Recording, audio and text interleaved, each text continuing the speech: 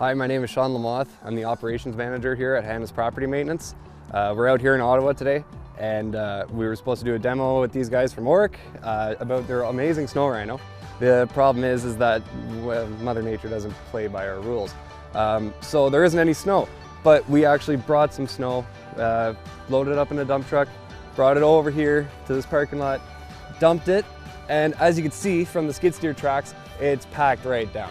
And before the Orec, you'd have to go at this with a shovel, break it up, snow blow it, and it makes a big mess. It's hard on the back.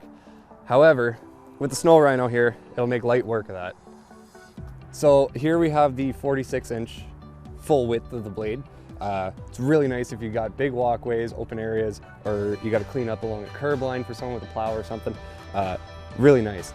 However, if you have a lot of tighter spaces like we do, wheelchair ramps, where there's turns in them, or you got to go through a tight gate, small walkways, stuff like that, this is the way to go. You're rocking at about 34 inches without the extensions on, and the versatility is just through the roof.